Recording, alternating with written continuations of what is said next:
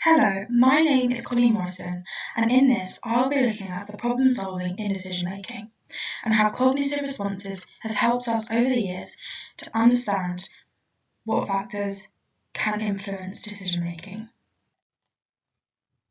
Evaluate factors that obstruct effective problem solving in real world scenarios and procedures that can facilitate problem solving. In this presentation, it will be looking at some factors that obstruct problem solving and real-world scenarios. Cognitive psychology researches more into the useful strategies that can be used to overcome these challenges. This presentation will help us to identify the ways in which factors that disrupt problem solving can be helped and how they can be used in real-life examples. Factors that obstruct problem solving. Cognitive psychology is the section of psychology that examines the mental processes. It helps us to explain humans' behaviour. It focuses to understand how individuals process information, perceive the world, and learn information, in which helps us to understand the causes of human behaviour. There are many factors that obstruct problem solving, and in real-life situations, and cognitive psychology looks at many of them. However, in this slide, I'm going to be looking at the three types that can affect problem solving and how they have been done in real-life situations. Emotional stress, environmental factors, and cognitive biases. Firstly, emotional stress. Emotional stress is known to have a huge effect on many people. Strong emotions and stress can change decisions. It creates it much harder for someone to come to a decision. There are many examples, but I have chosen a family member making decisions for a relative, a sick relative. This decision can be intense. It can burden problems, everything, and it can cloud a person's judgment. It makes it extremely hard to come to a decision. Another factor, environmental factors. An environment in which a person is in can make it much harder for the individual to come to a decision. For example, a business owner. A quicker, more stressful environment may look over the small issues and makes only deal with the bigger problems. This then leads to creating much bigger problems, which in time can increase stress and errors, which can create much more challenges. One of the last factors that I looked at was the cognitive biases. Now, cognitive biases is the automatic response that individuals use to make decisions. And one of the ones that I looked at is heuristics. Heuristics, which is also known as a mental shortcut, is the example of when a decision is made and we as individuals make them shortcuts. We ignore certain details, we ignore certain symptoms to create one final decision, which in turn can create more problems. An example for this would be a crime scene detective. Due to their automatic response, they may look over the smaller details, which leads to an individual being wrongfully convicted. Overall, all of these factors show that they can impact decisions and lead to individuals' cognitive responses much harder. In the next couple of slides, I'll be looking at the procedures that we have all looked at and cognitive psychology has looked at to facilitate problem solving and how they have been used in now our day-to-day life. Procedures that facilitate problem solving. There are many procedures that can facilitate problem solving and make it much easier for individuals to solve issues when there are many factors that can affect it. This slide is here to help us look at procedures and the different types and the examples of how they have been used in real life situations. I looked at three procedures: heuristics and algorithms, which I explained in the previous slide, the Gestalt theory, and the structured and creative techniques. The first one is heuristics and algorithms, which is also known as mental shortcuts, which shortens decision making. Algorithms are then put in place. They're put in place as a step-by-step method to help find a solution. These can be used in businesses, anything, but they can be used in real-life situations. They are there when existing problems need fixing, in a time limit.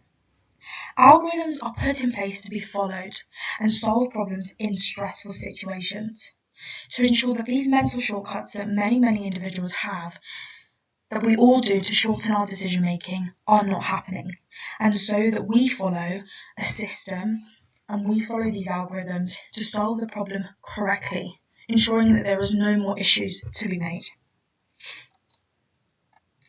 The other procedure looked at is the Gestalt theory. The Gestalt theory is based on helping individuals to see problems in a more holistic way. It encourages individuals, when looking at problems, to focus on the bigger picture, rather than just one sole issue. For example, you could say a business owner. A business owner needs to look at their business as a whole, rather than just individual sectors. So, for example, when looking at problems or when they want to run a business, they need to look at their employees, their customers, their advertisement, and how it all runs together as a whole, ensuring that there are no issues. They need to look at it as a whole instead of individual sectors to ensure it works all together smoothly. It encourages more solutions as it emphasises a more holistic viewpoint and an understanding when problems can arise. Another procedure that is used to make problem solving much more easier is the structured and creative techniques.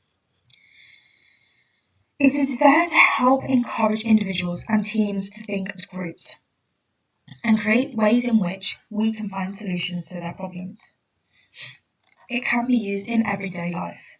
It helps us have a structured technique so that we can solve our problems and helps us limit the factors. So even in stressful situations, even when there are environmental factors or emotional stress in place, there is still these structures put in place to ensure that we can follow a routine and we can solve these problems much more easier.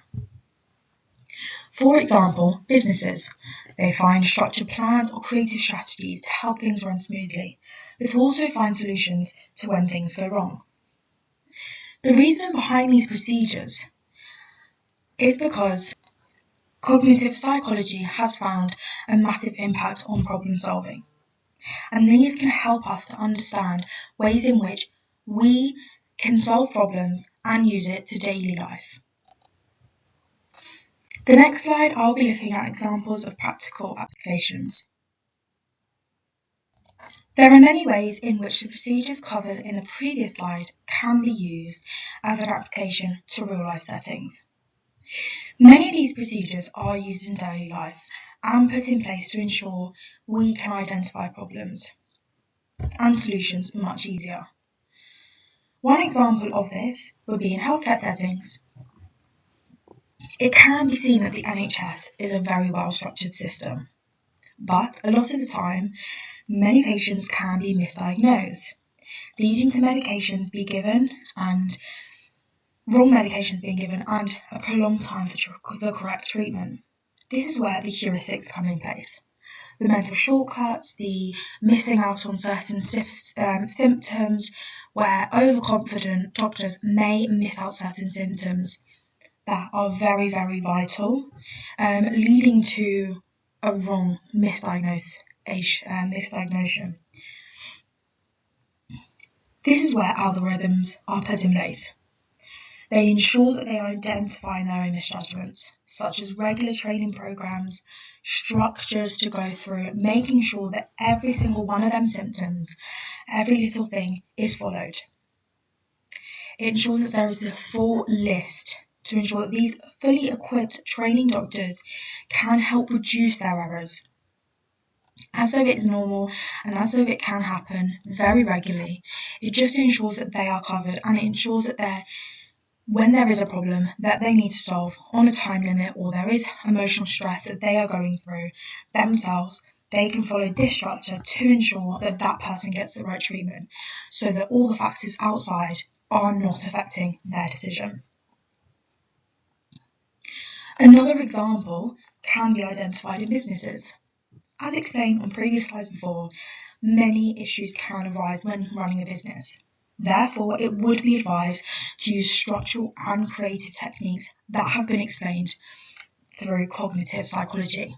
Cognitive psychology shows that these things put in place by businesses helps us to understand and helps us to follow them, so that we can make problem solving and decision making much more easier for us, and reducing a lot of errors.